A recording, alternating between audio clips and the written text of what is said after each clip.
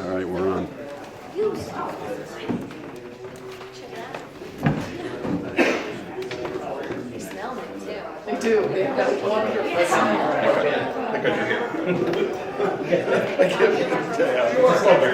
Just came out today. You're welcome. Yeah, or it's on the spot. Yeah. Tammy, would you like a brochure? I'm on your email list, but I will take All one. right. There's something about the physical copy. You know. I'm a paper person. I don't do a lot of reading on my Kindle. And the new borders don't really make sense unless you have the real brochure. Just keep you organized. I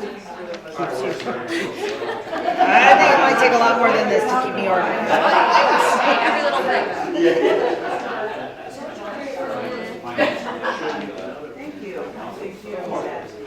So that first, so right now, Yeah. because I saw it on the email. Yeah. That pound class, how is that being received? It's good, very good actually. So she, this is her first kind of real official ride, but it's a lot of fun. She makes it really cool. I've stopped by a couple times just to hold my head. I didn't want to bug her. Yeah. It's intense. There's little drumsticks and pounding the ground, and it's all to a beat. Right. So it's kind of I don't know, primal in a way, Right. It's kind of fun. So I think so far we had people sign up late for it because they had good reviews. So it was good. So she does on Tuesday. She does Zumba. Right. And on Thursday she's got Cali. Oh, Tuesdays is. Yeah. Oh, and then Pilates is Tuesdays and Thursdays. Yeah, I used to take the Pilates in the parking lot for years when Debbie was with, instructor. yeah. She was like, Failed that mistake. it was the foundation. Yes. It seemed like it. Well, because it would take me years ago, and then I came out, and she's like, oh my God. Yeah. Like, she was right on it. Again, took, a season or two, and then dropped off again. Yeah. Yeah, I was like, I know, I want to do it. I couldn't do it because I was doing the dog training class. oh, really? At the same time on the same night. You have a puppy? Yeah, no, I have a dog. He very much needs some training. So. My No, send me to look at. Was it Pollyann. Holly-Ann? It was Holly-Ann. Holly-Ann was the featured dog this morning on Y105. I was like, oh my God. Oh my God, so I watched the Huggers. I caught the tail end of it this morning. another puppy. So much work. I wouldn't mind another dog. I just don't want a puppy. Yeah. Well, so funny. What? Really? My brother. Yeah, company was down there, but this huge, great pink, and it was the most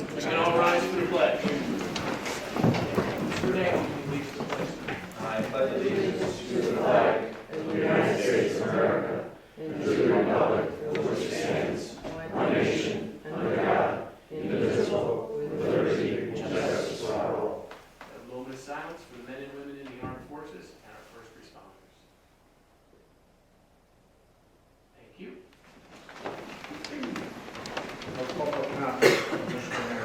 Thank you, sir. As we're going to be calling up the Sewer Commission and WPCA, I'd like to come up to the podium, and while they're making way, I'd like to wish Mrs. Lawson happy birthday. Thank you. There she is. Yes. And Mr. Mayor, if I may add, I believe someone else associated with the town government, Mrs. Bass has a birthday. Today's her birthday. First lady. First lady. So for the record, let's state that and first. They're telling me I can't work. That was good. Okay. So, John? Thank you very much, sir. Mayor Bass, and members of the committees, commissions, town council, and the public. I'm John Whitman. I'm the chairman of the New Milford WPCA, and I have the distinct pleasure to take that role. What we've given you tonight is our 2021 operating budget, and as was requested last year, we've put a couple of years of run rates in there to show what our performance has been in 18, 19, 19, 20 to date, and also 2020 to 21. The budget. I'm going to go over some high-level stuff, and I'll turn it over to Kathleen Tereso. Kathleen Tereso is our office manager, but moreover, our business manager, and she runs the business operation for the WPCA and does an absolutely fantastic job. We are blessed that she's in our employ. Now, if you want to go back towards the end where it says typical operating expenses, this year we did some infrared inspections of our equipment. We found that we could prolong their life by looking at some of the problems that they were having. We looked at our effluent flow. That's what goes into the river. We looked at meter calibrations on that, and also we did some septic meter calibrations to make sure that what we were charging the haulers and what we were getting in revenue was right on target. And that hadn't been done in a while. We did determine that they were doing a good job. So that's something with due diligence on our part. We had a boiler repair at the West Side Station, and we take it right down to repair versus replace with the diminishing returns. We always try to do what makes sense for the long term. So we did some repairs on that. We did have a submersible pump repair, and we repair landscape equipment. We try to do that stuff ourselves, but mostly we take it over to West End because they're pretty much right across the street, and they've been buying them for a long time, so they're very good to us. And we do appreciate that. Pump station maintenance, safety signs and pave. If you come over to the WPCA, you'll see a whole different look with some safety aspects that we've done. We've marked out some parking areas where we don't want people parking. We put signs, caution signs around. We put no entry signs. And we've also replaced various emergency lights around the organization and on our pump stations as well. So we've taken a safety to the next level, really hyped it up, not just for ourselves, but for the public. It's very important that we do so. Security cameras, we now have a full-fledged security camera system on the property.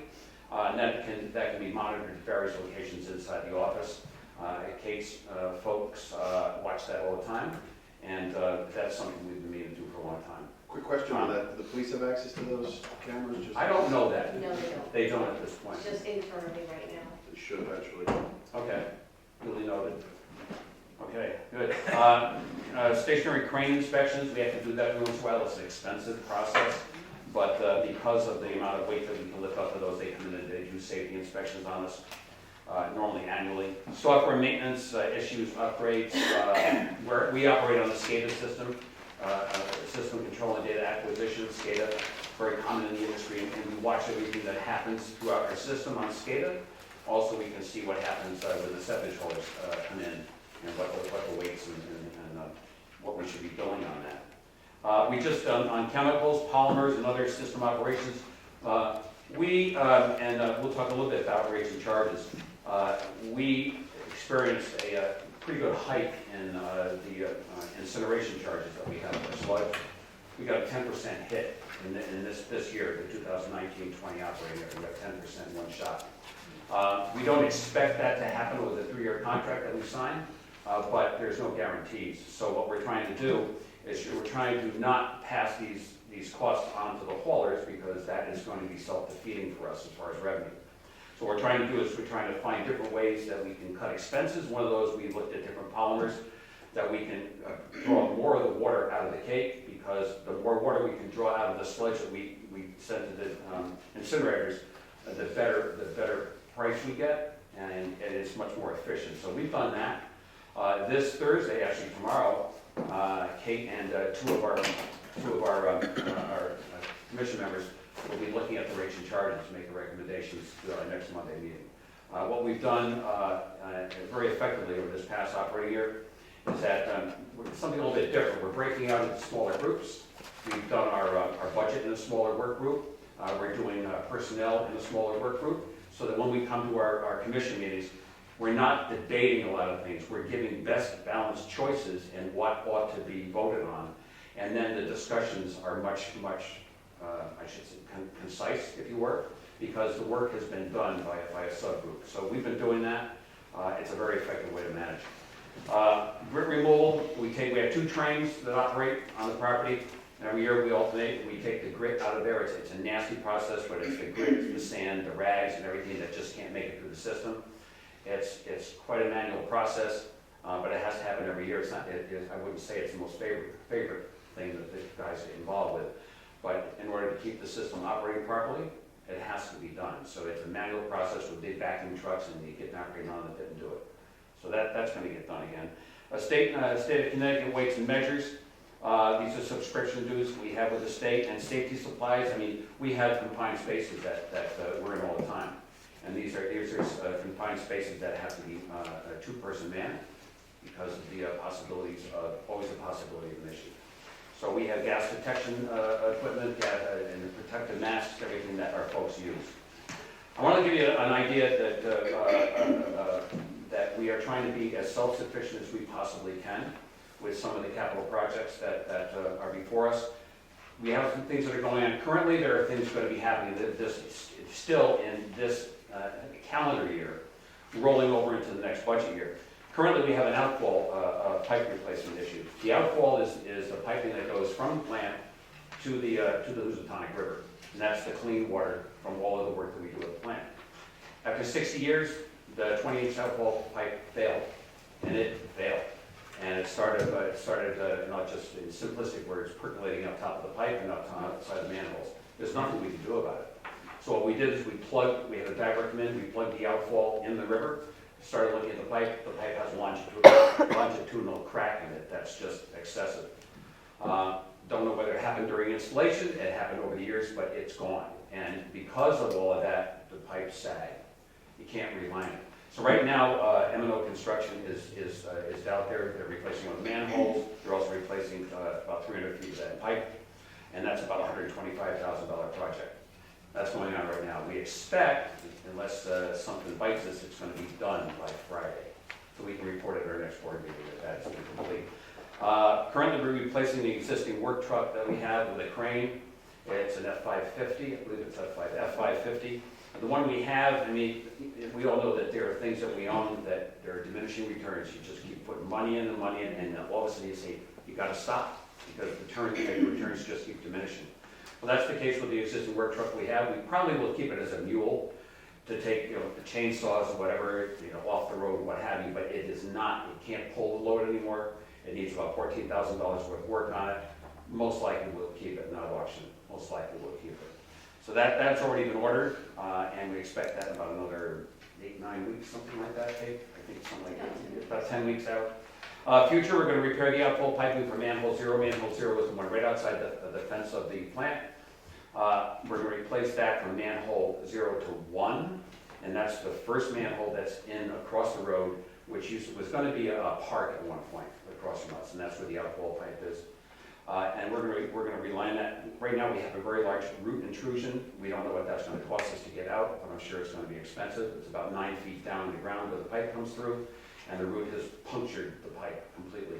We need to have that out, and then we're going to try to reline the pipe. We're not sure what that's going to be cost, but I'm thinking somewhere, I'm guessing, maybe in the $10,000 to $11,000 range. Future, also upgrade and retrofit the West Side Pump Station. Mayor Bass is very much familiar with that thing. We've been working on that for quite a long time. We did not expect to spend $125,000. We didn't necessarily expect to do the 86 on the truck until we got a $14,000 repair bill on it. We did not necessarily expect to do the relining of the pipe. These are all things that bite us, but yet we're still self-sufficient. We put $50,000 a month into a sinking fund, the fixed asset replacement. We've been doing that for quite a long time. So if we delay, and this is not up to me, I'm not a one-person commission, but the commission agrees to delay Westside a little bit. Westside is working just fine. We've put all of the pumps into service right now. 2 of them were used as backup. They're all in service to make sure everything's working. It's working fine, but it needs to be rebuilt. It's about $1.8 million. By the time we put it out to bid and we roll into another budget cycle, at $50,000 a month, we should be just fine. But the whole idea is not to come back to this fine group and to look for additional funding. We're already very grateful with the funding that we're being allowed to pay the $22 million plant tax. So we're trying to keep it more than that. So with that, I'm just going to turn it over to Kathleen for any in-depth budget questions that you may have. Again, we gave you some run rates this year. Thank you very much for that recommendation. It was very much on point.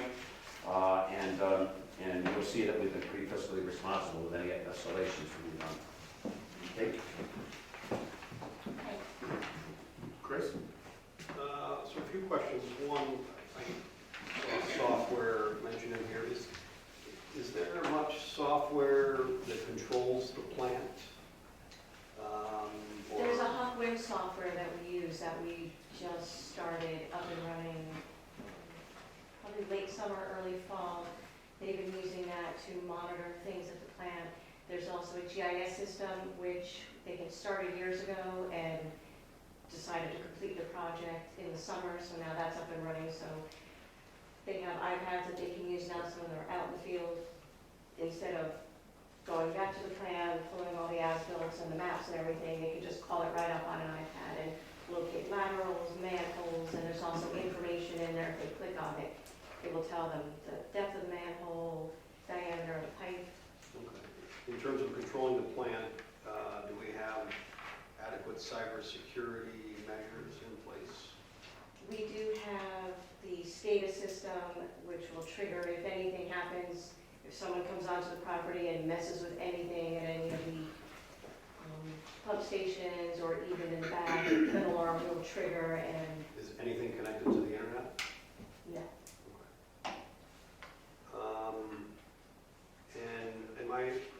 Should I assume correctly when we're talking about piping between manholes, that after manhole 3 goes right into the river? Right.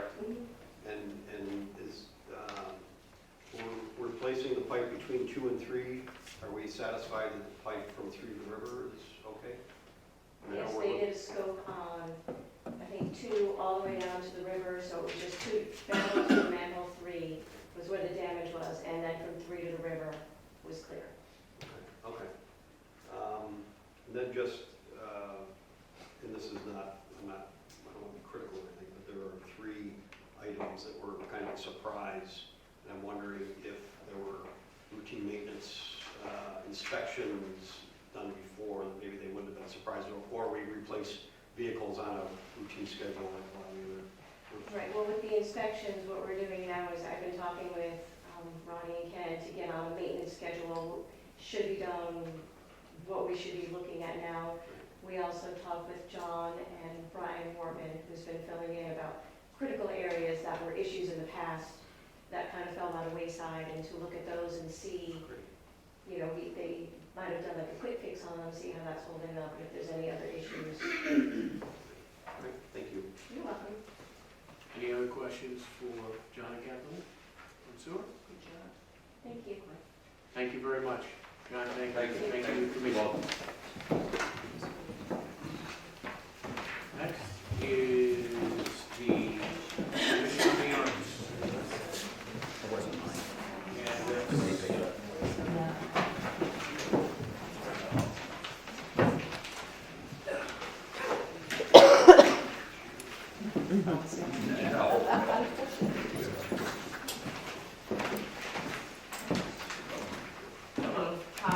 Hi everyone, my name is Elizabeth Dillon. I am the chairperson of the Commission on the Arts.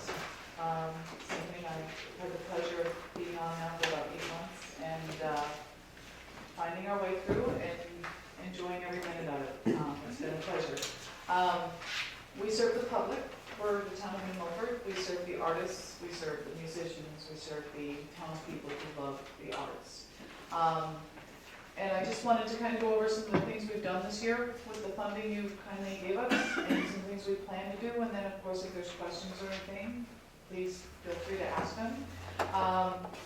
Some of the bigger events we do is we, for the year 2018-19, which is the most recent full year, we did 6 free to the public summer concerts on Green, which probably brought in, over the span of all those concerts, close to 1,000 people that came to enjoy the concerts. Plus the events we do, we try to make sure that the merchants benefit, so they get to serve dinner and they get to, you know, they walk around. We also hosted the New Milford Art Walk in August. That's something we're still building. Part of the focus of the Art Walk is to put the artists inside the merchants downtown so that the people have to go inside these businesses as well. So it's a focus of that. One of our larger line items, of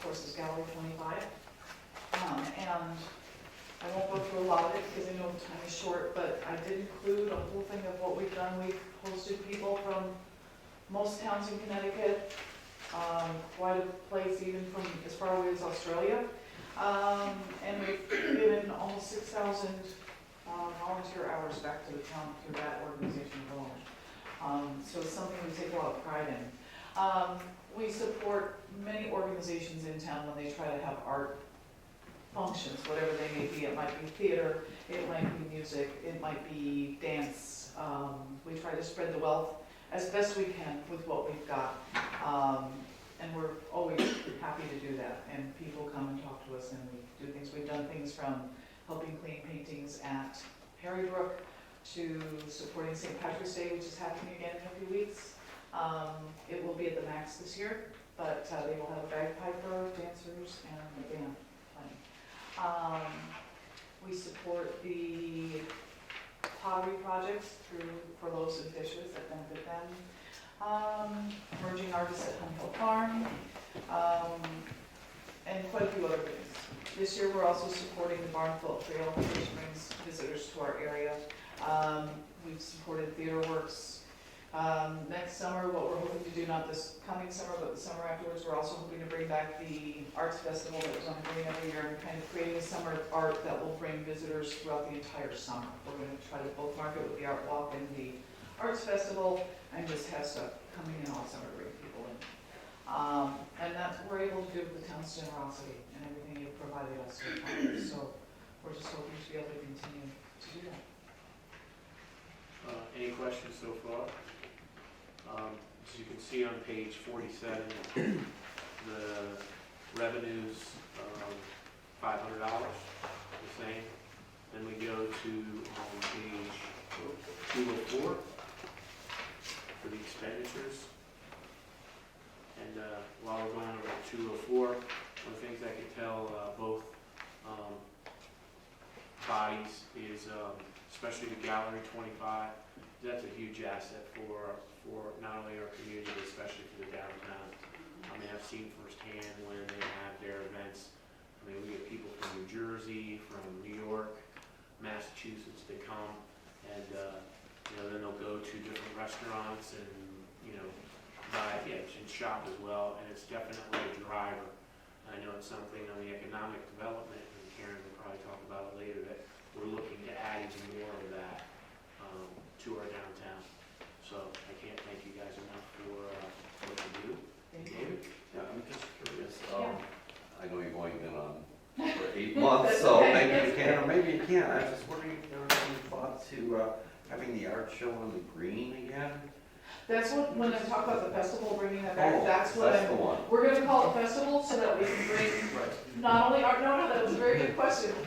We wanna bring in music and we wanna bring in, just have So an you're arts putting on festival. steroids? Yeah, pretty much, yeah. Okay. But yeah, that's definitely something, again, not this summer, but next summer we are planning on bringing back. We already have people interested in helping plan it and Excellent. just have to get it off the ground, because it was a great event. Very good event. Mike? Yes, just looking at this, last year you had, the budget you wanted versus what was changed, mine is at $4,100. And was that hard to get by with that less money? Because it's. We're squeaking by this year. We're definitely, we've felt it. We're starting to get to the point since January of really trying to watch where we're sending money out. I mean, we have requests all the time, and we're always trying not to turn down anybody that has an event that would benefit us as an arts event. But it's getting really tight. It definitely is, we feel it. And we would love to go back to, as you can see, we just wanted in our request what we had for people. Kate? Linda, thank you for taking over and doing this. It's been, Right, I know you seem to really enjoy it. yeah, it's fun. But the town, I personally really appreciate what you have at Gallery 25. It's just really, it's what we should have and should want to do the things that you obviously are doing. It's wonderful. And we do try. We have kids programs, we have adults programs, we offer classes. We right now going on is a fabulous photography show where people from all over the state currently have brought in photographs to be shown. So it's quite a nice, venue, not only for local artists, but we invite other artists in to show their stuff. And we hosted events through the Northwest Connecticut Arts Council with the band, and really tried hard to be an asset to the community. Yeah, thank you. Yes. And I'd just like to make a comment that Oh. I appreciate everything you all do. I think things like concerts and theater works and the quilt trail really just adds to the vibrancy of this community. And I think it's an important part of who we are as a community. So Thank you. We have a wonderful, vibrant arts community. We just kind of push it along, but there's amazing people in this area. There really is. Any other questions? Thank you very much. Thank you. Thank Thank you you to so the much. commission for everything they do. Thank you. I will pass that on, and I will put up everything I have down. Hey, on a note, that I didn't do anything today, my wife and I took the dogs for a walk, and we both got deer ticks on us. Yeah, we just took ticks. So I was like, what's that feeling? And then this thing's going on. It's not that intense. I flushed it down the toilet.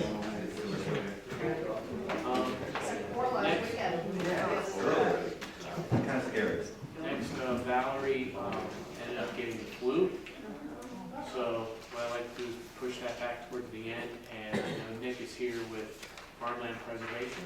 So if it's okay with the town council and board of finance, I'd like to move forward. Yes. So we'll go right to Farmland. farm. Page 220. Thank you, Nick. Hi, I'm Nick Cooter. I'm a member of Farmland Preservation, our chair. Unfortunately, a death in the family can't be here tonight, so I'm filling in for him. I may not have all the stats you need, but I have some. So, Farmland Preservation is actually the Farmland and Forest Preservation Committee.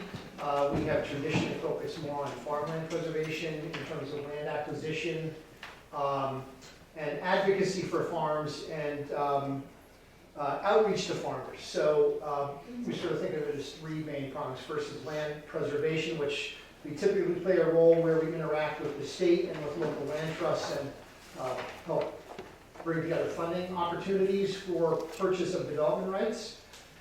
We haven't had a big one of those in a while, but a lot of the Ridge Road farms have been preserved through that mechanism. The other thing we do is we do a tremendous amount of outreach. We have a fairly active social media page. We have about 500 followers on our Facebook page, and we have a pretty active website. And we use that to disseminate information kind of to farmers about upcoming activities and events, and also about local farms as part of an economic development strategy. The enabling legislation for the committee was not exclusively focused on land preservation, but there was quite a bit of dialogue since the inception of the committee about how to make farming more economically viable. So that's a big part of what we do, is trying to promote local farms. We have a lot of small niche farms in town. We have a couple of big ones, but getting people to know about the local farms is a big part of what we try to do on our committee. Really that economic expansion is sort of the focus of our recent work. We have a few things that we've been doing over the last year, one of which is looking at kind of niche markets for products. Hemp is in the news a lot, and there's been discussion about that as a market opportunity, and hops are the other ones. So we've had a couple of meetings about how to improve local production of hops and see who's interested, because we do actually have some grain growers in New Milford, which is a little bit unusual, in a town of this size on the East Coast, small kind of New England farms. But we do have a couple of grain growers here, so that's something. You talked about the quilt trail before. That's something that we've been fairly involved in as well. I can say I rent a farm from the land trust, and they have a quilt on their barn, and we have people coming from all over New England to see. We had a tour of people from Rhode Island last year. People just drive up in front of the thing and stop. One of the things we're looking at doing maybe this year, sometimes they have the flyer. If they've been in town hall and they picked up a little trifold information sheet about the quilt trail, they'll have that. Sometimes they'll have something on the website, but we're thinking that maybe an app or a QR code thing would be helpful, because, you know, when they see me, I get stopped and, what is this about, and how do you get it? So we're thrilled that, you know, there's a movement now to expand that to another 18 months. I think that's great. And that kind of plays into the ag tourism thing.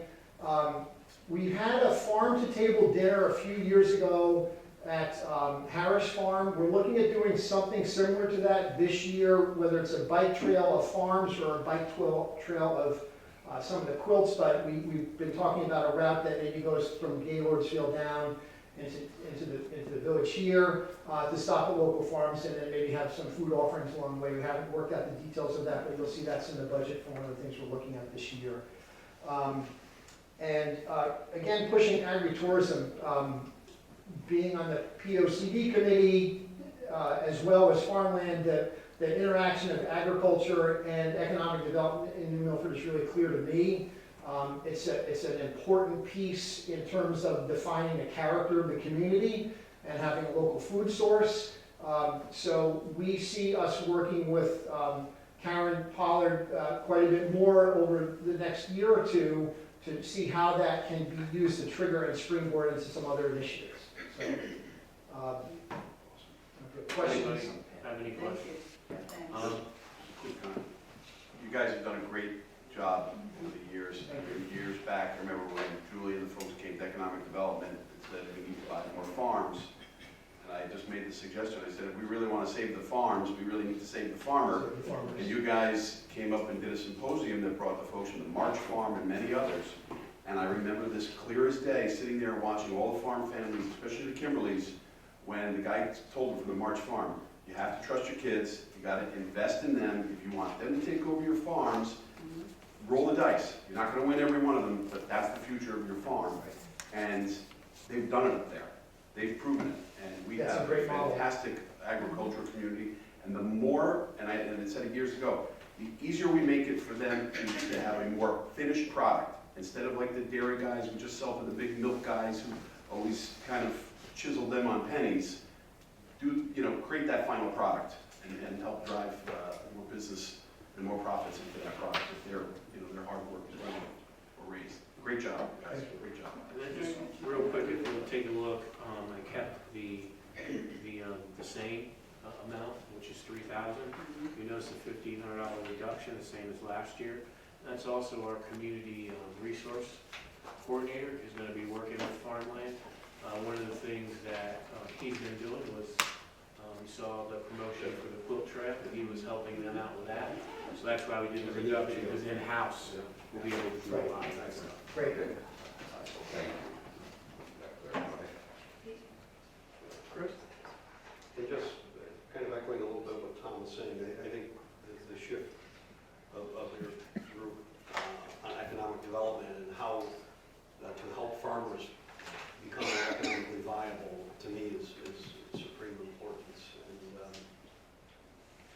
I notice, and I travel a lot, and in Burlington, Vermont, there is a very close tie between certain restaurants and local farms, and them planting certain crops at certain times of the year, kind of the plow and plate thing in the restaurants. And we've got some great restaurants here. I don't know if we can make that sort of model work down here. That's something that we have worked on to some degree, yeah. It'd be nice to have local product. I know there's a new butcher shop opening up on Merrill Road. The slaughterhouse is a new owner at the old Tarzia Slaughterhouse is coming in. Processing center, full service processing, which, we've been taking our animals to Bristol. So it'd be nice to keep that in town. It's way better for the animals, frankly, and better for us. Yeah. I mean, I will personally spend my dollars at restaurants that are serving locally grown products as well and pay more for it. Right. Yeah, thank you, but thank you for the work you do. Just a little walk into the past, where the state garage is. I remember, and I used to love to watch those stainless steel tankers come in when they brought all the... Was that the old milk plant? That was quite a sight. Yeah. A little walk in the past. I'm old. Sure. I just want to say, Nick, thank you and everybody else on your committee. It's just mission. It's just wonderful. Thank you do. I know you've got your heart in it. questions? Thank you, Nick. Thanks. Thank you. Thank for you. the meeting. Thank you. Next is Park and Rec. Dan. Dan, go.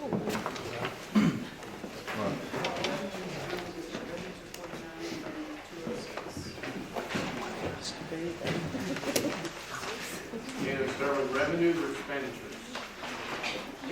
Are we using this? Sure can. Yeah. Do You you know know how to plug where it. the remote is with the white button? It should be right on the right inside. That's a pretty specific request. That's what it says. It's the first. Oh, right, it says it Press right. Okay, you got it? Thank you. The revenues are 49.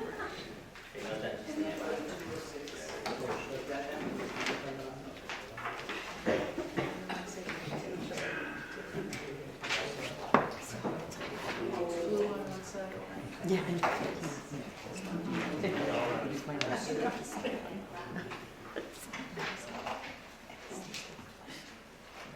While we're doing this, did everyone get a copy of our new brochure? Just making sure. Thank you, Do us all Lisa, hands. for showing off. Any highlights you'd like us to take a look at while you're putting them on? Well, a little bit of a new format. The cover this year, we proposed to the art class in New Milford High School to have all of these students collaborate, come up with a cover for us, and we had several submissions, and thank you to Mayor Bass for being our judge, helped us out with that, so we have a little credit to April Lee on the back for her. I was just wondering, oh, there it is. Yeah. Oh, yes, that's right, I did see that. Yes. Very nice. So- Are you gonna continue that program with them? It seemed that she was kind of trying to get me more toward the digital side, so if that class continues to run, I think that, the digital look is very good. It kind of transfers out really well, so we're gonna continue to work with the community as far as the covers, working with local artists. So maybe, we can keep everything together and central. Yeah, exactly. So, yeah, feel free to peruse, ask questions as we go through. But I will handle the zipper and Dan will handle the copy. Okay. Good evening, everyone. I'm Dan Calhoun, if you don't know me, Director of Park and Rec, and this is Laura Murphy. She's our new Director of Special Events and Programs. Oh, sounds like this, sorry. Okay, for this year, for our operating budget, we're requesting a 2.51% increase over last year's budget.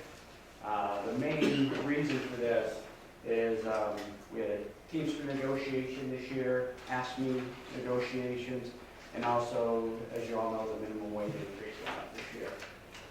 So that does affect us because a lot of our employees are in that price range. Next thing I'd like to talk about, another thing why we have an increase this year is as the town is moving forward, we're having departments take care of certain aspects, like for instance with us, part of the IT budget has come to us. For example, internet at our maintenance shop, internet at Lindevin Park, and also our software fees. So that's in our budget this year. Not to interrupt Dan, but this is, as we talked about at the beginning, moving to a cost center structure. And so this year, part of the IT infrastructure's been moved out, pushed out to the departments for solely things that they solely do for their infrastructure.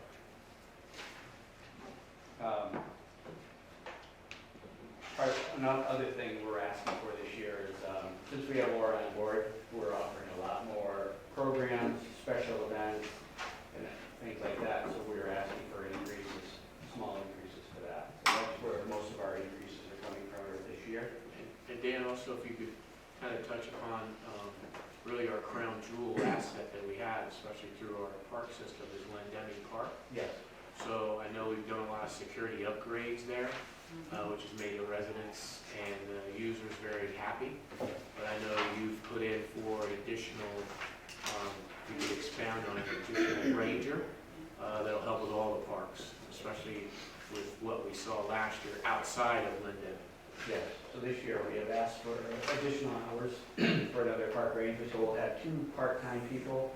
It's not a lot of hours, but it will cover most of the heavy use times on the weekends, so they can go around and check the different parks for us, especially parks like Carlson's Grove, Glider Valley, so we'll be hitting on that.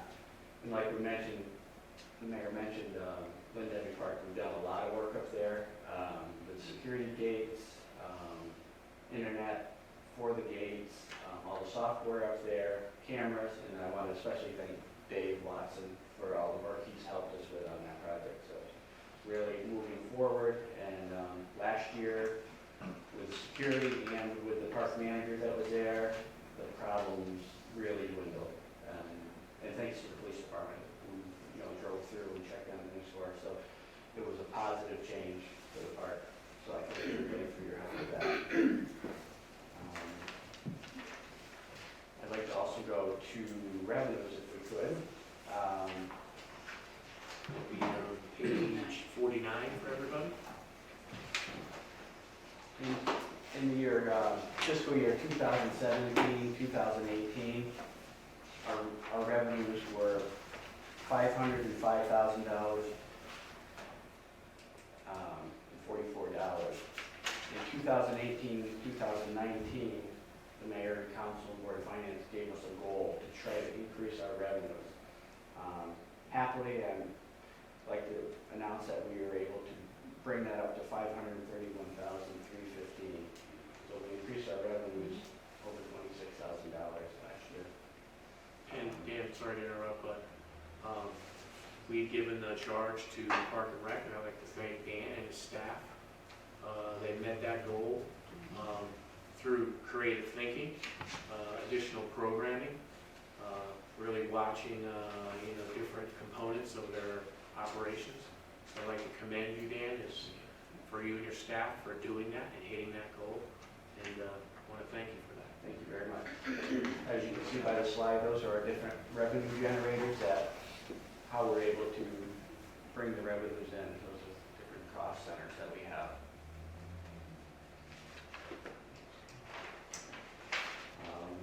Next, I'm going to talk about our capital a little bit. We've requested a capital budget of $89,635.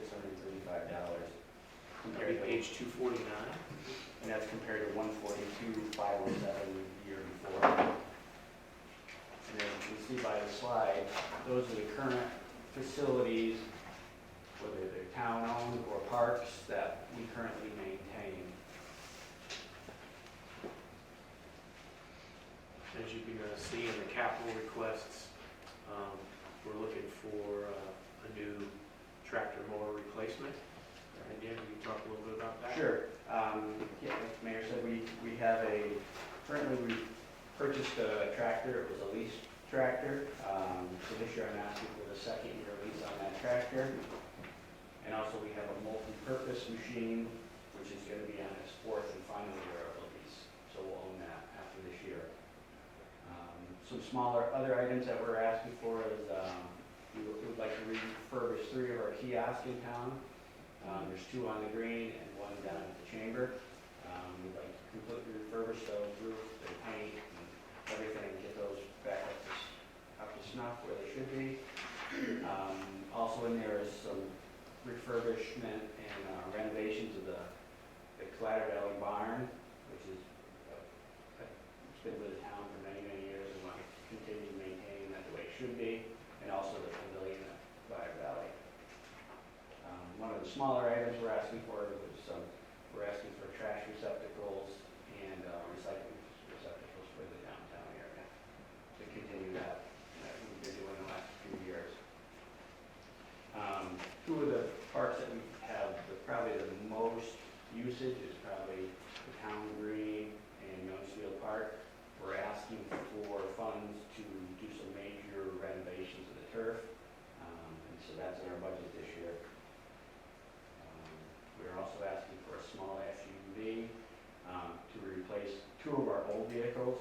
We currently have a 1997 Chevy Cavalier and a 2004 Taurus. So we'd like to trade in both of those and get 1 vehicle. That's a classic. It is classic. 1 more year. Can we save money in that? Those antique plates. It's We'll get the first down. It's still done very well. Can you see it? Over the years, Dan, this is my 11th time seeing you here. the work that you do, especially for many years with some inferior equipment, was fantastic, and I see just the parks look better and better and better every year, and I know equipment plays a big role in that, because you're constantly fixing the stuff that you guys were fixing years ago. You'd never be able to cut the grass here. You're doing a great job. Lindemic looks fantastic. I want to, thank your whole staff, the commission. You guys are doing a great job. You are the guardians of the jewel of the town. All these little jewels that we all fought so hard for to get renovated, like the park and all the green spaces we have here. If it wasn't for you folks, this would not be the lush town that it is. Thank you very much. Thank you. Appreciate it. Appreciate it very much. Because town council and board of finance have given us quite a few pieces of equipment in the last few years that really has helped us be able to get our job done much more efficiently. So thank you very much for that. What a great job. Dan, can I ask you a question for you? Sure. The turf you mentioned, is that something you're going to do on the green? The green and yellow seal. And will it impede any activity while you're doing it? No, we're going to try to do it off times. Most of the time we can do it during the weekdays when there's not as many events going on, or early in the morning. We try to do things like that. Okay, no, I just wonder if you're not going to rip it all up. No. And just one question while I got you. If your playground coordinator is, that's a person who's going to be where? I mean, it's She's like, our camp director, so she will be at several locations, so she. because it's a full-time, I mean, it's only 7 weeks, but it's a full 40-hour, so are they just gonna, is it she? Yes. She Yeah, gonna so get Laura all the, Baker, so yeah, she is our on-site, she's our director, so she will be at multiple sites, she goes on all of the field trips, she okay. goes to Lindemon trips as well. And what, I mean, excuse my ignorance, but what does she do? How does she coordinate? She works with What Laura. is she coordinating is probably a better way for me to In the put it. beginning of the year, she'll sit with Laura, we'll set up all this stuff, the trips, Mhm. the buses. Oh, so it's not strictly playground? No, summer camp, I'm sorry, it's more, we call it playground, but it's a summer camp, it's rec time. Ah, okay, because that's, once the kids are at the playground, everything. Oh, no, no. Yeah, so she's managing our taking. I got it. You did a heck of a job at the playground for that. I was gonna actually see if I can catch up. Okay. Now I get it, thank you. Now I realize it's working well. Yeah. That's right, that's it. David? Thank you, Dan. With the Northville and the Sarnoble soccer fields, are we still working with the Board of Education on maintaining those? The Board of Ed helps us maintain Sarah Noble, yes, they mow that for us. They've always mowed that. We do the other stuff, we do everything else, but they mow that one piece. And what about Northville? We do the mowing on that. Okay, seems a little redundant, but. Well, we that's, can- it's park and rec jurisdiction. I so we understand always for maintain- one town, so. Yep. Anyway. Yeah. And then, looking at the fees, do you have new fees this year or for next year? As you have listed in your brochure? Yes, that's everything that the council had approved. And the seniors are now $20? They have been for this is the second year. Second year? It just seems punitive, that's all, but. But don't you have it, if there's a need, they can come in and talk to you and that fee can be waived? Yes, and we worked with Carolyn at the senior center for that. So I know that was a big discussion when we had those, the conversation about fee increases, that anything that would be punitive against a senior that couldn't afford it, there was a bypass of that. Is there a threshold for that, or is it just? I'm sure they do it discreetly and Yeah, yeah. Yeah, it seems punitive, and I know in years past, how much do we generate from that? Probably approximately $6,000. $6,000, I would say. Because I found with working on the Board of Education too, when you have, quote, people in need, they're too proud to come up and say, I'm in need. And that's something you can't measure. And I think for $6,000, we should open up the parks to our seniors. That's the least we can do. We've got a $100 million budget. I would hope that during our deliberations, we can find $6,000. Thank you. I'm a member of the Garden Club, Oh. and And we plant and maintain the beds and the planters on the green. Is there a way, after a very, very dry summer, that we can hook into a town spigot of some sort? Right now, we have to carry jugs from home, jugs of water from home. It's really unwieldy. Oh, definitely. We have a spigot right at the bandstand that we can give you access to. Really? Yeah. They don't want everybody to know that.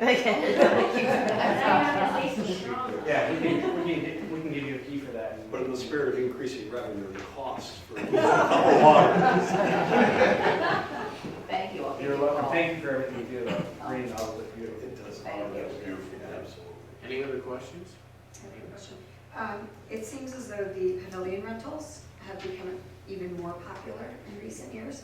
I'm curious to know for non-summer seasons, I believe that the Pettibone, there's some spaces in Pettibone that can be rented as well. Is that done for you? Yeah, like cafeteria, gymnasium. Correct, like if an organization were to have a meeting space, or I know in the past, the train station was a venue that families could rent for a birthday party that was much more affordable than having your party at, phys ed, for example, or some other type of facility for certain families. So I'm wondering, is that an option at Pettibone, and if so, how much does that cost? So right now, a lot of people have take advantage of, especially the cafeteria for rentals. And I think if it's a nonprofit, I think the fee structure is free. If you're a resident, I think there's a certain fee structure but that's done through the mayor's office with the Okay. cafeteria. Great. And the Yeah, gymnasium. direct people to, Yeah, you're welcome. Kate? Boat slips, started filling them up yet? They're sold, all sold. 83 of them. Did we raise the fee on that this year? We did the year before, and then next year we're looking into doing it again. Well, because we're are we still below kind of market? Yeah, so what we'll do is we'll do a survey of all the local ones, profit and public ones around the area and come up with fee structure. I'll bring it to the Park and Rec Commission and then we'll recommend it to council. And I just want to say one thing for all those pickleball players out there that I've come to become known to. Thank you very much for not only, of course, having the gym, but for striping the tennis courts for pickleball when they're resurfaced this year. So I think that's going to make a lot of people happy, right? Mike? Yeah, just part of what Dave was talking about, and it's not for conversation today, but going forward, we do need to look at some of the redundancies in town with the facilities to figure out if we are doing it the best way. And I know it's something that you are looking at, but it's definitely something that we need to have that conversation, because it is silly when you have 3 different departments doing similar functions throughout the town. Well, it's adjacent property too. Yeah. So. Any other questions for Dan? Laura? New programs? These are our new programs. Thanks to Laura, these are all the new programs that she's bringing to us or have already started. Where's that pickleball? Oh my gosh, Beyonce is like so he uses that during the badminton and ping pong program. Beyonce is like, it's almost like a happy sack but with a feather on top. So it's kind of like a balancing, it keeps everyone kind of engaged. We're all waiting for the next sport to open up. Oh, yeah? Oh, fun. Yeah. That's a lot of fun, that's a big program for us too, the badminton. Wow. So all this stuff is in the catalog? Yeah. Well, cornhole's ending, so you won't see that. It's getting warm, so people I'm sure will go outside. And I'll talk to our coordinator about extending something outside. If he's interested, this is our first test run with it. It seems to go over very well. It's a lot of fun. I'm the worst team on the league,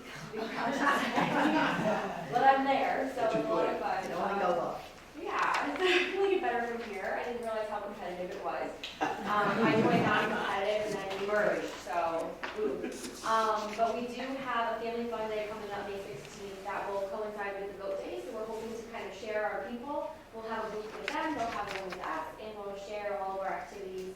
We're hoping to see our sandcastle competition out there, and then we can go to Green to purchase that sandcastle equipment, stuff like that. So we're really trying to pull all of our programs together and work with the town.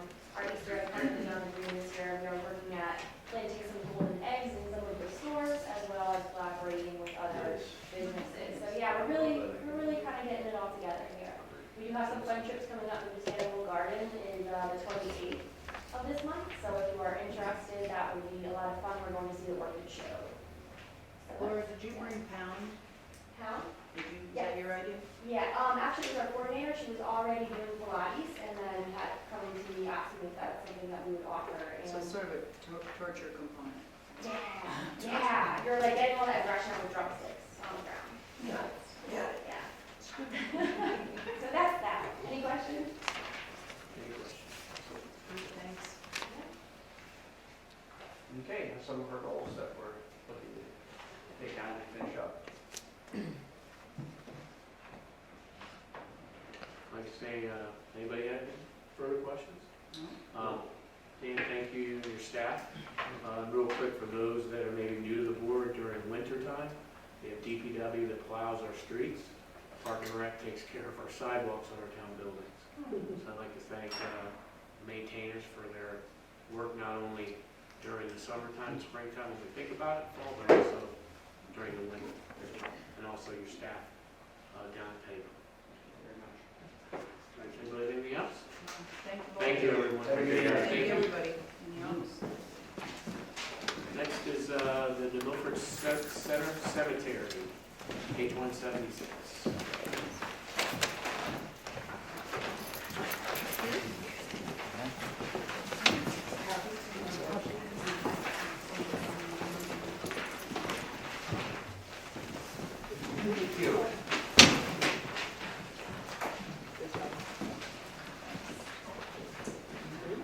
I'm Susan Snell. I'm the Secretary Treasurer for the New Milford Center Cemetery Association.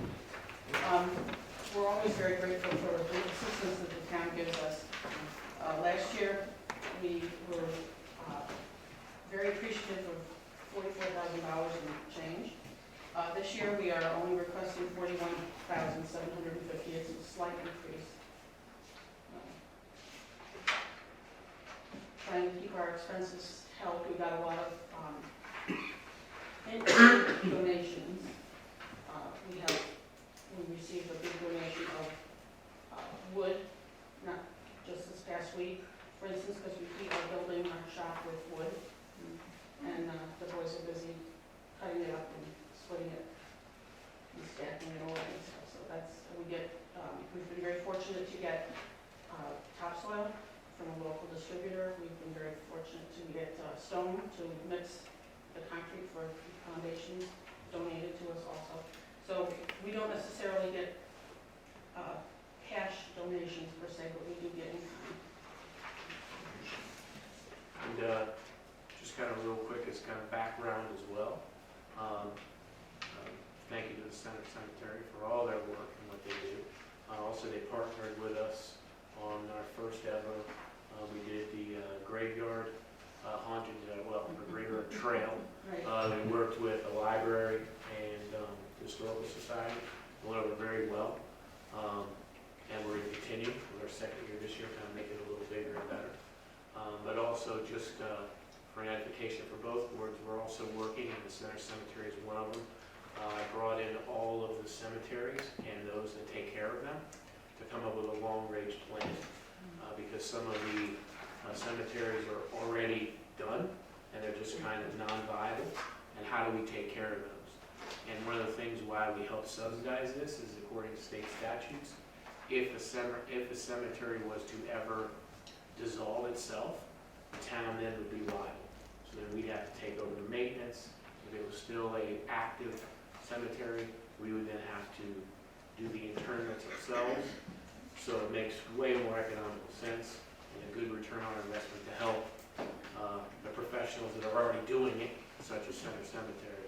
Just can't thank them enough for what they do. The walk went very well, and each group netted, $594 this past year, which may not sound like a lot, but for the first time around it was very good. And we're planning another one. We've got a tentative idea of what we're going to cover for this year, so save the date in October. Does anybody have any questions? Walter? No. Oh, Barbara?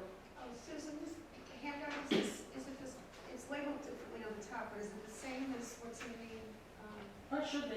Supplement, okay. It should be, yes. Kate? Just curious, so in your revenue, you have, I understand plot sales, the secondary use of the plot. That's where you have a grave that was purchased many years ago and used, and then descendants come in and want to start putting other people in. So we do charge them a secondary use fee. Gotcha. That's, from what I understand, it's become very common with cemeteries. Yeah, sure, that's good. Any other questions? Thank you. Thank I you very appreciate much. you. Thanks very much. Very much. Next is the Children's Center. Susan, page 193. With me are Charles Raymond, I'm chairman of the board, and Linda Kennedy Gomez, who used to be our comptroller, and is now the director of finance for the town of Washington. But now a board member. And a board member. Now you can free. She is Linda, all along. treasurer of the board. So before I start the formal presentation, Pete, you're in trouble. Kids came into my office and they said, why is your door closed? I said, well, I have to go meet with town council tonight. He said, is Mayor Pete going to be there? I said, yeah. Ronan Murphy. I said, well, I know Pete. He's my friend. He's coming to my birthday party. And I said, when's your birthday party? He said, oh, in a week and a half. I'll be 5. And I said, have you invited him? Well, Mom hasn't sent the invitations yet. But so you're getting an invitation. Okay. 2 o'clock next Saturday, Pratt Nature Center. Ronan is expecting you.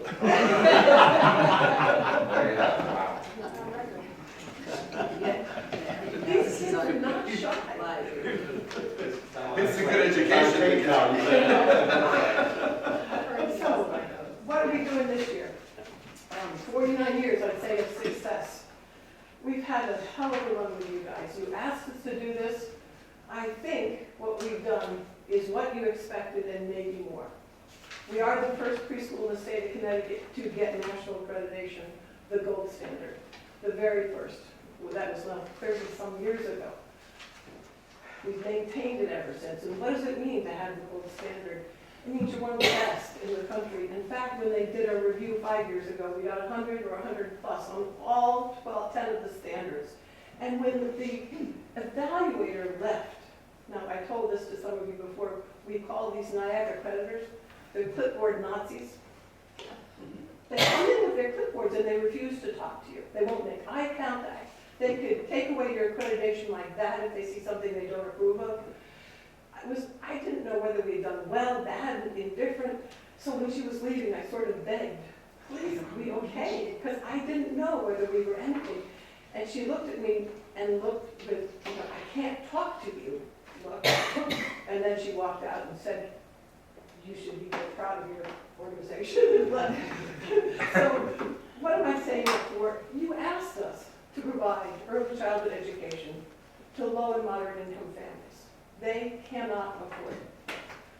We did that, but we wanted to couple it with high-paying families, private families that could afford a top quality. How do you do that if all you have are low-paying families? You give top quality. So because our standards are so high and NIAC accredited us so highly, we have a reputation of being a top quality preschool in the whole state and actually in the whole country. That does attract the private clients that don't come on the sliding piece of them. So we have about a 50-50 mix. We can attract the high-paying people, and we can bring in the low and moderate paying families. That's the model we have. Half of our school is low and moderate income. No other preschool in the state or in the town has as many low-income families as we do. You may get a for-profit school, and they may have 3 or 4 or 5 families on Care for Kids. Nobody has the sliding fee scale that we have. It was done 50 years ago. We're one of 57 schools in the state that has it. It has bells, whistles, wrinkles, ties, locks. I mean, we are confined to the agreements of that grant. It's an important grant. It takes a lot of time to maintain it, and it restricts us.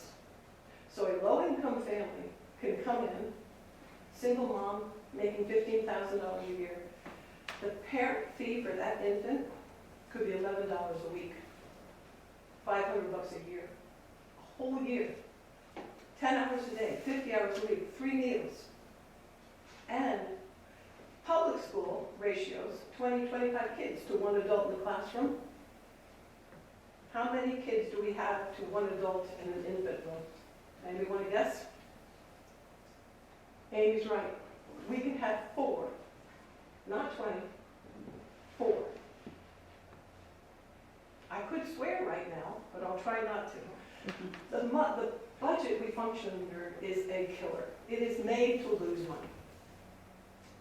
The state will give us, or the state contract will give us $169 a week per child. The parent will pay $10 a week.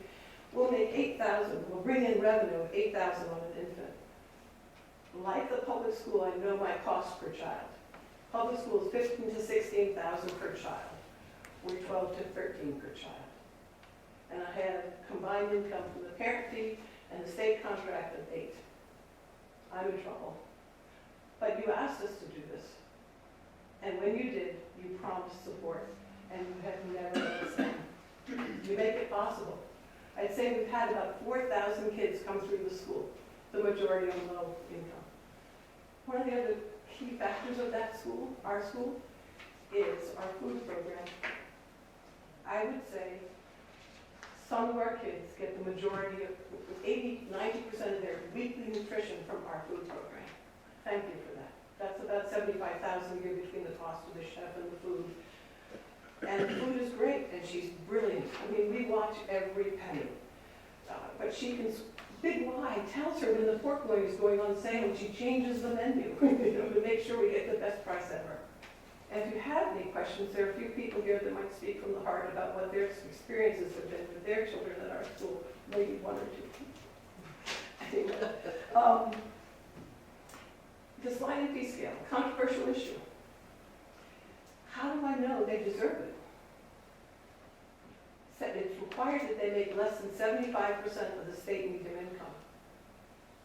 How can I prove what they make? Every person on our sliding fee scale brings me their tax return and pay stubs, 4 weeks, and letters. If they get paid cash, their employees have to give us a letter. Terrifies the employers because they're not reporting it. They're not paying their part of what they're supposed to be paying with FICA and all that stuff. But in order for them to be in our school, I need proof that they work. So we vet them. You guys, your money is being carefully guarded. Our budget, do I care about every nickel? I do. Because with these 2 board members standing behind me, if I can't bring in the budget that's online here, they have to raise the money. And they have to raise a lot of money every year. About $100,000 a year is the average that they bring in various things. Galas, we do Harrybrook Park, that's $6,000 a year. We do the Give Local, that's $20,000 to $25,000 a year. This year we had a gala where we raised $60,000 by people just coming and buying silent auction items. And then we do letters of appeal. But we make it. But anything we don't make on the budget, they have to find, right? Yeah. I know. I've been fired 20 times, so. I don't really have much else to say. We have 22 staff members, 10 are full-time, 12 are part-time. 7 of them are teachers, 10 of them are full-time teachers, 10 of them are, 7 are full-time, 10 are part-time. That's how we keep our costs down. We have 2 administrators, myself and their full-time, and an office manager, because we do all the grant work. It's so much work. And then we have a chef, and we have a part-time controller, whom Linda found for us when she left us. It was just beautiful. We've got 80 kids. We're open 49 weeks out of the year, 7:30 to 5:30. It's a magical place. And every day we make a difference. Every day we, in partnership with you, make a difference. We change people's lives. It's a tough business model. It's a business model geared to fail, but we aren't with your help. Can I answer some questions, or can we? Do you have any questions? I just have a comment. I've been amazed at what you folks have done up there, and to all the kids, but also giving hope to those families that are trying to get back on their feet. And the contribution from the town, this is probably one of the greatest investments we have, because it's leveraged multi times over and over again. back to work or get a better job, increase their opportunities for their kids, and it's just amazing. You almost bring me to tears every single year I've sat here. And I can't thank you for the work you folks do up there. It's just absolutely The remarkable. parents do that to me, they make me cry. I can't tell you, I have so many success stories. One woman who started 8 years ago, making $11,000, $12,000, $13,000 a year. 8 years she's been with us because she's had her second kid now. She came into my office a month ago. She changed jobs once she got her kid in school, and then she went and looked. She got an entry-level job in a corporate setting, a big corporation here in the local area. Entry-level, $25,000. She thought she'd made it. She's been working there now for 7 years. How do I even tell you this? Stands in my door. Every year she goes up. She went off the sliding fee scale 2 years ago because she was making too much to qualify anymore. She's gotten a promotion. She's going to make $125,000 a year. And she graciously looks at us and says, it's because of you. She says to us, you guys made it possible. Well, that's very gracious of her. She's the go-getter. But we gave her the chance to get out and not. She said she feels like her kids are getting a gift every time she brings us to our school. Because we write grants. So I have a yoga instructor. I have 2 different music teachers that come in. I have a STEM instructor. We do field trips, all through grants. No parent pays any. One of my music teachers teaches at another local New Milford school. Only the kids whose parents will pay for the music classes get to go out of the class to go to the special. The other ones that don't have money have to stay behind. It doesn't happen at the Children's Center. Everybody comes. You know, you walk through town, comment earlier, Walter, our kids own this town. They walk downtown, they go to the library, they go to the senior center, they go to the clay classes at VCA through a grant. They feel like this is their home. You've given them this town, which is a magnificent, wonderful town. And I love being a part of it. Thank you. Can I answer? Amy? I don't have a question, but my children, as you know, have gone through your school, and I have to acknowledge how creative I think you and your staff are with using resources. The number of programs that you fund through grants, the way that the staff very carefully portions out materials, reuses materials that many people would throw away, the way that you very eagerly, I'm sorry, toilet roll. I mean, like tiny scraps of paper. I mean, it's just, the staff is very cautious with resources, and you can tell that they are very, very careful with making the most out of them, which is much appreciated. The other thing that I love is how open you are to using volunteers. And you remember I was always very eager to come in and help in the classroom, or when the yoga teacher was no longer able to teach, temporarily to help. And I think that that's extremely beneficial when you can take volunteer help as well. And I have so many good things to say about the Children's Center, the food, the exceptional care of the staff, the curriculum, which I don't think you perhaps went into in detail. It's a wonderful program, and I think at a time when a lot of families struggle with with being able to afford childcare, even before their kids are elementary age, it's definitely appreciated for the community, so thank you. It is our pleasure. Walter? Sue, all I want to say is just thank you for your energy, thank you for your passion. Appreciate that. It is a pleasure because it's appreciated. It's no fun if you're doing it in the vacuum. There you go. But those little kids, wow. There you And go. you guys, Chris. Here, Oh, sorry. You were looking at me. No, I was. I'm a teacher, yes. And I visited there recently. I wanted to kind of see it for myself. And I can't tell you, I was impressed before I walked in the door because I knew a lot of the great work and I heard a lot of great stories. But seeing, spend a little bit of time there and looking at the children, we walk into a room and there's 4-year-olds in different groups and they are engaged in what they're doing, working independently. The staff, most have been there for many, many years, and in fact met, it was almost bizarre. One staff member from outside, and Sue asked her, you know, how long have you been here for? She goes, since I was 3. She's now a staff member, she's got her young daughter in there. And she goes, I met my husband here when he was 4. When you say it's a magical place, it is a magical place. And you asked another teacher, how long have you been here? And she said, well, I started at 15, I was a high school aide. And he was just, and she's now turning 50, and he was just like, Yeah. every teacher he asked, I've been here 34 years, I've been here 33 years. You've been there 20. Well, it's like me, I was there for 26 years, and then came back to be on the board because She's not leaving us. And your chef's been there 13 years, and nobody is there for the money. Because there's nobody making a lot of money, and I am thoroughly impressed with how you can stretch it out. We're in an old parsonage, you know, a rectory, there's something to that. Yes, there is. So thank you. What a great asset. I just wish it was easier to get money so that I could pay the teachers.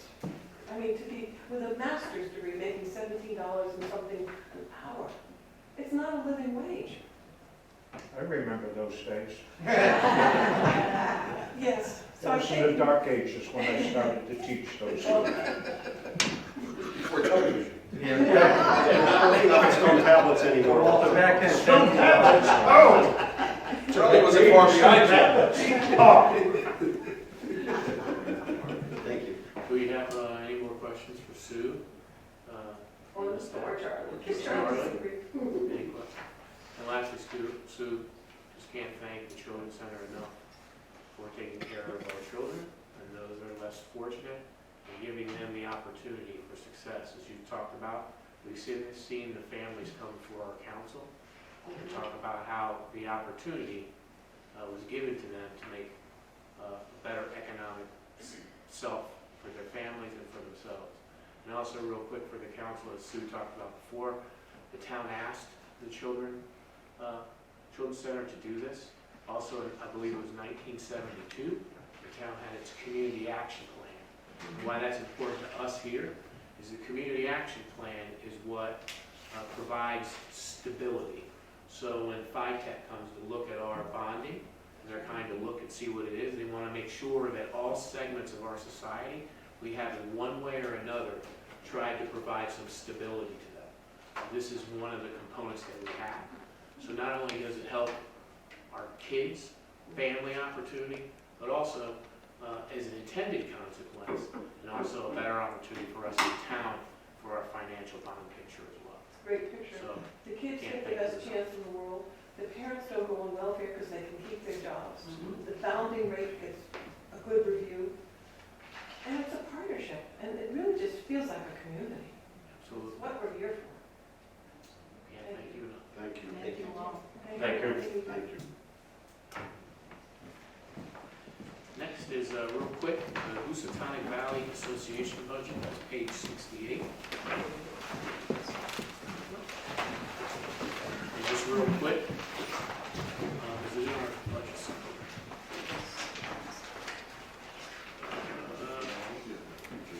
So page 26 of the supplement, and page 68 in our book, as you can see,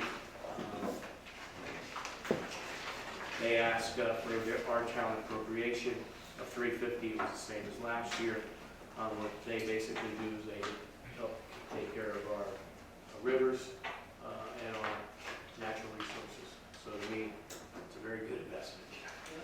Absolutely. Next is the service officer's budget, that's page 195. And basically this is for our veterans. Jim Delancey and Jeff McBriary are the heads of this. And if you kind of look at their, it would actually be page 196. You kind of take a look at first the personnel line. So Ezra Woods is the American Legion. The VFW we know is up on Route 202. And the American Legion as well is another amount. They do the decoration of graves, as you can see there. And DAR is the Daughters of the American Revolution. And then Veterans Affairs. And what that is every month we have town hall, where veterans can come in, and someone from the Veterans Affairs Bureau, in tandem with someone from the VFW American Legion, come in and talk about different opportunities that they need VA, they need some kind of funding, health related or whatever. That's what the Veterans Affairs, and it's here once a month downstairs. Does anybody have any questions on the service officers' funding? How is the word getting out on the Veterans Affairs part? So they put it- Veterans aware of yeah. that typically? Or? Yeah. Okay. So, yeah, and then they also post it, on their sites as well. Yeah, I think that service is needed more and more. Absolutely. Next is nonprofits, page 200. And the same requisition as last year was for $25,000. So we're asking for the same amount this year as last year. Now, you have a committee that divides that up as So we have Katie, Walter, and Sharon Ward. And how many nonprofits participate? The applications we received, 4, and all 4 will be funded, not totally, but, Within the budget. within the 25,000. If approved. Yeah, we're gonna wait till see if it's approved. Are you at liberty to divulge who the nonprofits are? We'd rather wait till after it gets approved, only because it's disappointment. That's a newer process, right? Yeah, we started last year. How's that working?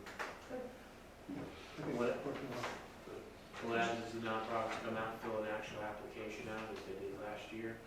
The application is reviewed. Within the application, there's, Katie can talk a little more, but they got to prove that they're actually a nonprofit. They have to supply financially, 990s and, give us a lot of information. But one of the criteria that really makes it a little different is that it can't be a service that's currently offered by the town in any way. So, let's just say somebody wanted to say that we would be good sidewalk shovelers or whatever, we have that taken care of. So, if they can provide something that we do not have otherwise, but that is a need, not a want, a need for our community, then they are in the consideration. So that sets it. But they have to provide all the financial and IRS determinations, be nonprofit, et cetera, et cetera. Any questions? Barbara, did you have a question? Do you find that the groups that we used to fund as a line item before the committee was formed and the cap was put on that, do you find that those groups are submitting applications so we can have the same groups? That would be very helpful. I actually know we were doing, I know what you're asking, but when we had the people on the various lines and things, like the VNA as an example, and yes, they have applied, yeah. There weren't a lot of people who were specified before, were there? No, not really. So they're same vein and the same couple of people that come to my mind, yeah. Although there are some that applied years ago that aren't applied, that didn't apply anymore, Kate. Yeah, oh, you mean way back? Yeah. Yeah, way back, that's probably true. But again, I think the criteria of, because we just didn't really have a lot of money, I think it's amazing that we're allowing 25,000 in there because these are people who will provide something we do not otherwise have, and that's something that, for the most part, these are people who need to have something that they have no other way to get, so. Any other questions? Yeah, I'm trying to figure out how to ask it though. I might have to come back to you. Well, we can't come back too much. Any other? Yeah, I was, remember, there's a pretty tight here. There's the previous ones. You won't be disappointed, or, I don't think that anybody would be opposed. Oh, no, how can you be opposed It's to just, a it just is a little bit easier not to have to get into it, you know what I mean? Yeah, yeah. Well, I think the concern was probably just that, we didn't want anybody to fall through the cracks. We application was open to anybody and everybody. And how onerous is it, how complicated is it? Is it something that most of the 501Cs, Yes. is it something that most of them would have that documentation as? If you're a 501c3, yes, you do. Okay. And a 990 is something that's, easy to provide. And, and then otherwise, there's just a few questions to answer. It's not a The long only thing I was application. going to say to members of the council and the board that don't know what the 990 is, that's the federal income tax form that the nonprofits have to file. They all have it. All we have is a copy of it. That gives us the complete financial background of the organization. I mean, part of the reason is we're responsible to the taxpayers, and not all taxpayers support all nonprofits. So that's why we set up the criteria, say, if you're going to support something that the town doesn't already do, then we'll have this process to go through so we can vet them a little bit before it's brought to the council and whatnot. Because, you might love one nonprofit, I might love another. Why should the town be supporting those? You individually can support a nonprofit. I individually can support the nonprofits I want to do. It's not the town's job to support nonprofits. So that's why we created the Now, process. is it, but at the same time, some of these 501Cs provide a valuable service to our town. Correct, and that was part of the That's criteria. the criteria. And that was what was important to me, that those were not falling through the cracks. It's not that I have any, I don't, it's certainly not anything that I would ever use, but I know that it's important to the town. But it's good to know if you ever did, That it's there. Yeah, so it's basically- And also that we're paying our way, that we're not taking advantage of 501Cs that are helping us, and we're not giving them anything back in return. That was most important. It's providing a service, so that's pretty clear. something that otherwise they Pretty good. they would not have and the town wouldn't have, and as a community at large, it's a, they're services that are Unique. needed. Yes, The unique and The needed. need versus a want, like you said. Yes, right. That answers my question. Any other questions? Okay. Next is information technology. Dave?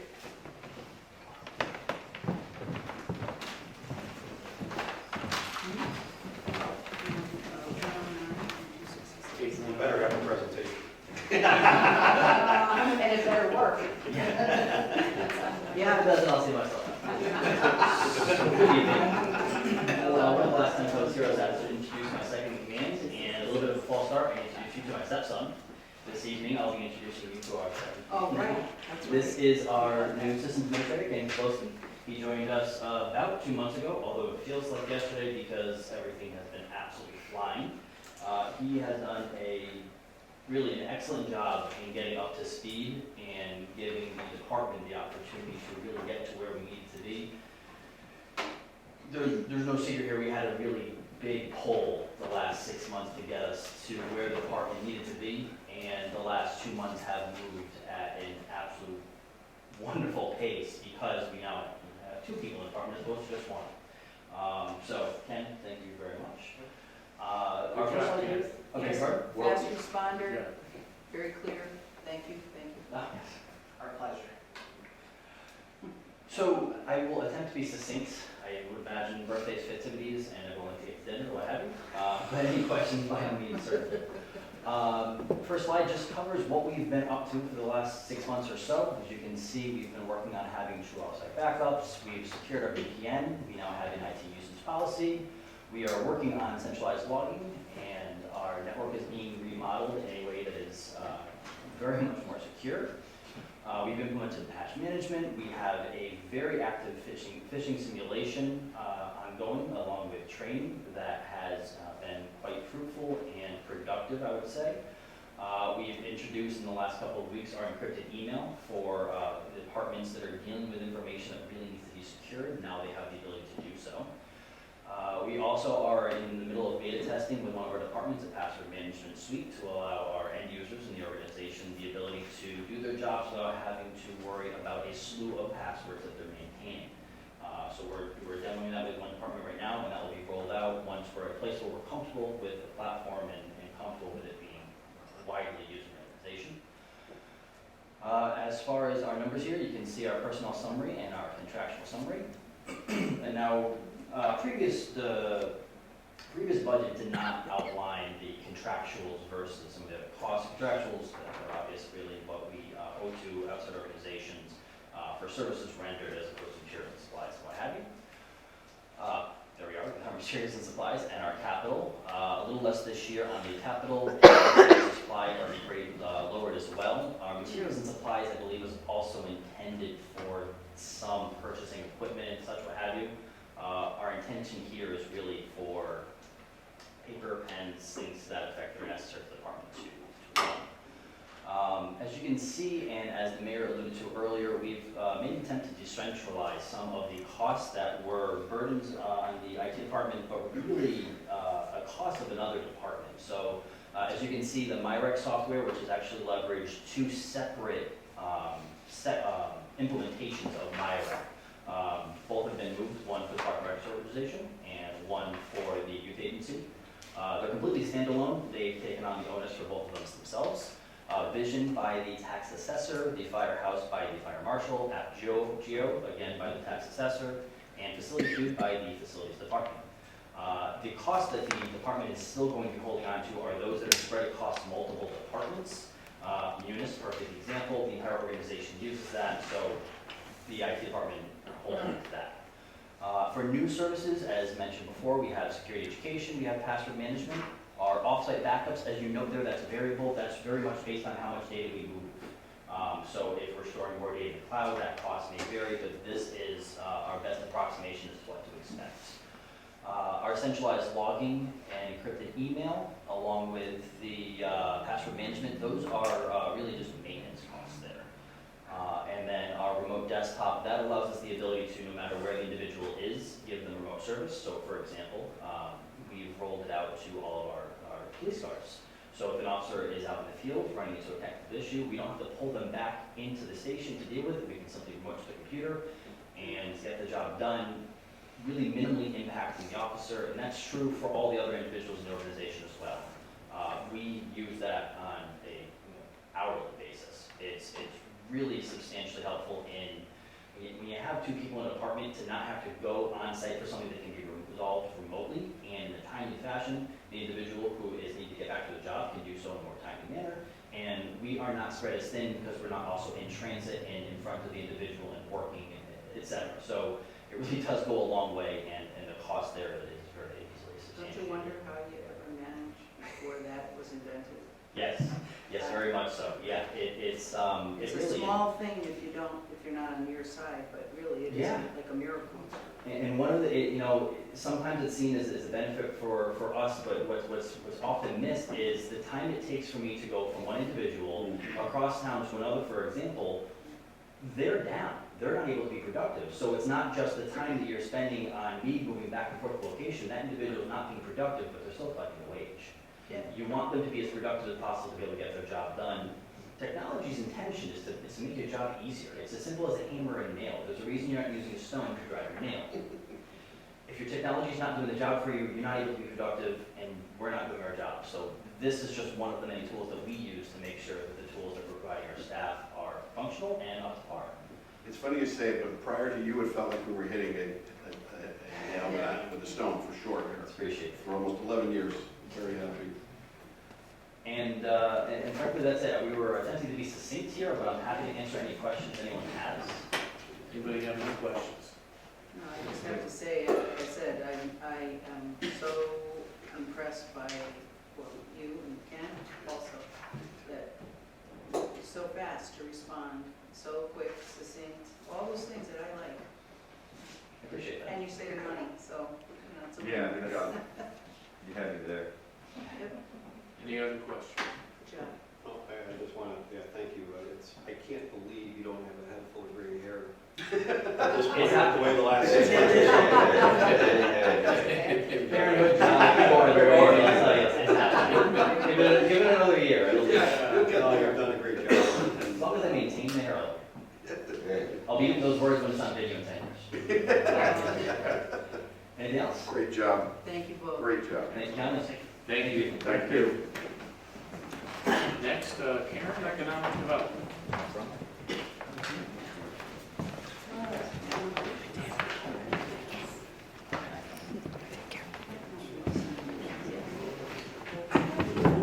I'm sorry, I forgot about that.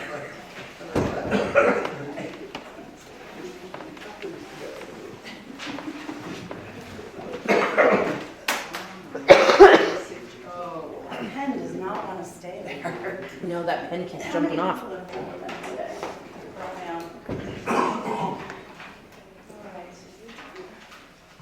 So the economic development budget is mostly entailed on pages 224, 225, and 226 here. So the first item, of course, is personnel. There's no change to my salary suggested for this year. The grant writer and compliance specialist has been moved over from the finance department. So that was done during the year. So there are now the two of us in the department. So that's what, I'm sorry, that's what impacts that 44.6 increase. Correct. That's just the transfer over. So that's why it looks that way. So next, I'm going to run through some of the more operational costs of the department. Commission services, which are the film commission, which have been the film commission and the arts commission, are being reduced as other departments or those commissions are separated from the economic development activity. So similar to what is being done with IT, where things that don't belong to that department are being removed. So that is the first reduction for commission services from $83.50 to $32.05. Other professional services are secretarial services for municipal building, film commissions. It will only be the film commission in 2021, so that's been reduced in half from $6,500 to $32.50. And again, both the commission services and the other professional services, as far as year-to-date, are well below the budgeted amounts. So I don't anticipate a problem with these new amounts for this year. Materials and supplies, I've requested no change. I think we did very well managing this year's. I do have enough to finish out the year, in addition to enough that if I have urgent demands, for example, some type of proposal that needs to be put together, I have enough left in that supply line to be able to do that without running out of money. Memberships and workshops, again, I've asked for no change. This covers both Tammy and myself as far as workshops, trainings, and memberships to a variety of different organizations that help us access more resources and do our job better. The annual town appropriation is for the Corporation for New Milford Economic Development. That is $15,000, no change from last year. They currently manage loan and grant programs that are delivered from them directly to small businesses.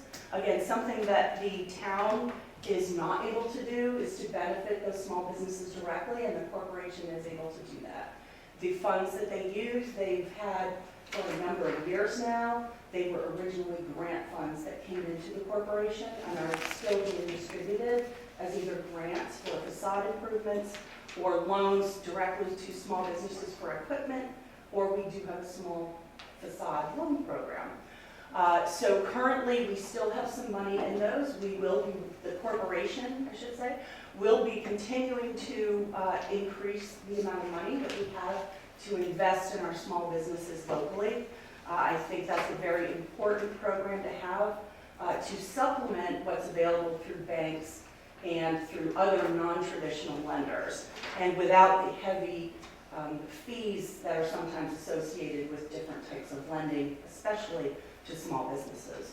So this is a very direct assistance program. Also, we've been working on the sewer hookup fee incentive, and we should have some good progress on that so that we can implement that hopefully this spring. We had a very productive meeting the other day, including the mayor, to where we were able to work out some of the details. So that should be taking effect this year. And again, requesting no change for the $15,000 for this year. The marketing budget I want to spend a little time talking about. This is by far one of the larger components of what economic development spends.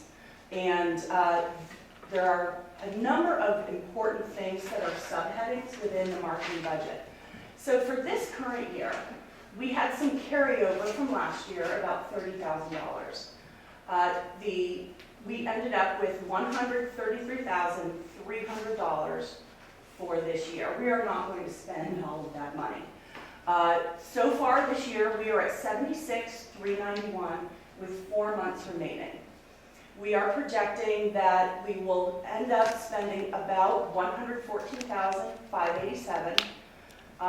There are a number of trips and trade shows that are still coming up in the current fiscal year through the end of June that are already either encumbered or have been partially paid for, and we still owe a small amount to do that. And we also have a marketing calendar for the entire year that covers things like articles in national publications that are either industry specific or specifically targeting retail or the CEO suite of different kinds of companies. Again, we're projecting that there will be a remainder of $18,714. My original request was for $100,000. In meeting with the mayor, that's been reduced now to $40,000. But I am hoping that once again, we can carry over whatever remainder there is so that we can be able to implement as much of the marketing programs as we can given this change. And just to kind of put that into more specific terms, for 2021, if we work with $58,714, that's going to be reducing marketing activity by about 49%. Web and digital, to make the $40,000, we would be dedicating $16,000 of the $40,000 to that. If we get the $58,000, which is again what I'm hoping it will be, I would be looking to spend $24,000 of that, or almost 50%, on web and digital. And there's a very specific reason for that, because as we reduce trade show and site selection activity and publications and advertising, we have to up the web and digital in order to reach people. Because we've opened a lot of doors this year, and that's what the $114,000 has been doing for New Milford, is opening a lot of doors. I've made a lot of trips, both in Connecticut, to New York, regionally, I have been to Boston. There's a lot of connections that we can make in our region, but also I've been to trade shows and site selector shows that are national and international, and made a lot of great contacts introducing people to New Milford who would have no exposure otherwise. It wouldn't even be on the radar. So, in trade shows and site selection is an expensive activity, and I will grant you that. However, reducing that to either the $14,000 to fit into the $40,000 budget, or the $20,000, if again we get some more carryover, will allow us to go from 6 major trips per year to 3. So it would be 3 opportunities to get in front of site selectors or participate in a major trade show. Each one of those activities costs about $3,200. And that includes the registration, that includes the hotel, any travel expenses, even things like parking. So I have, on each trip I've been on, I've summarized it and done a whole cost-benefit analysis on each one of those. So again, I would not want to eliminate them completely. I think, again, that would be shutting a door that we haven't even harvested the fruit that we have out there. So there's a lot more to do in person.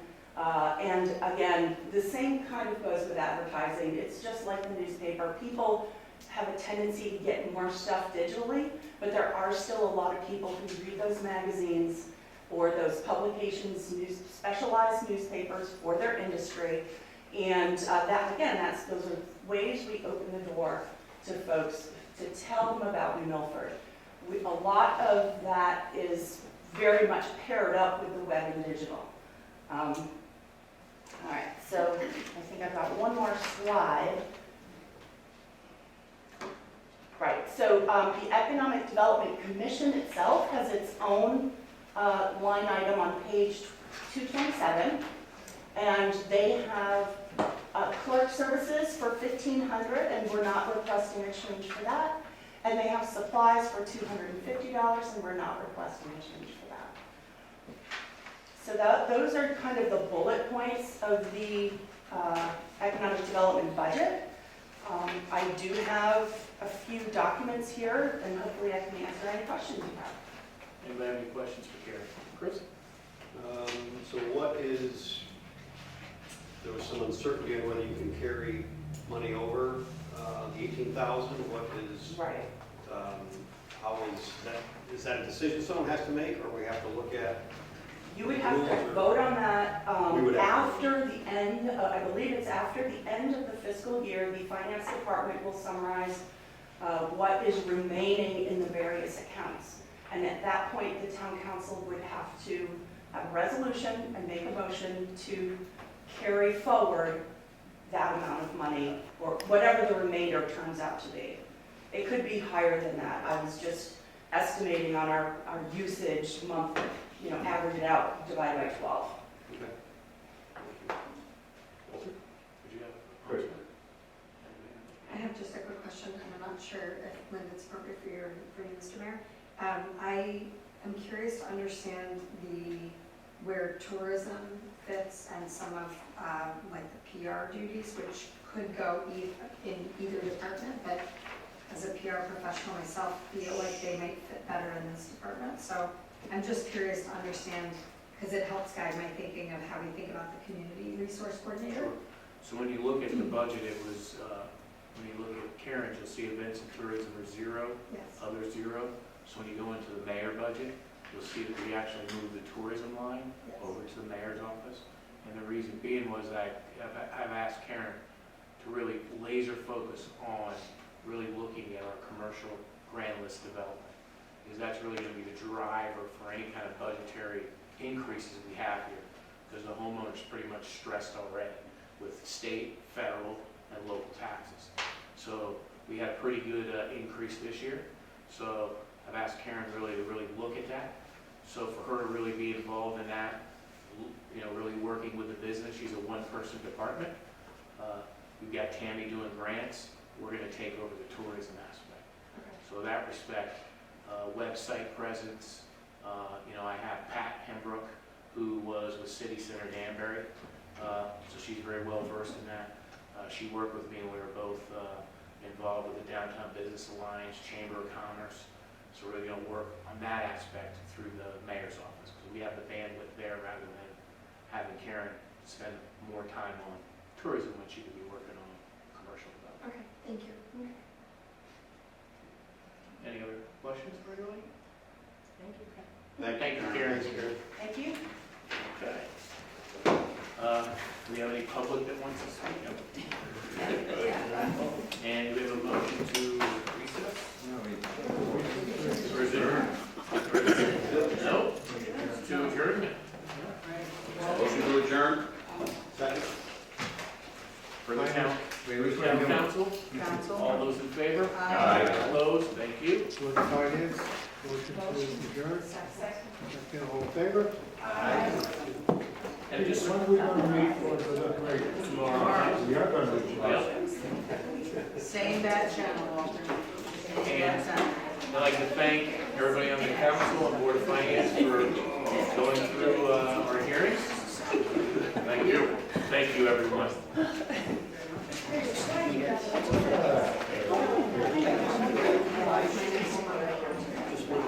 Sorry, Walter. I jumped on it.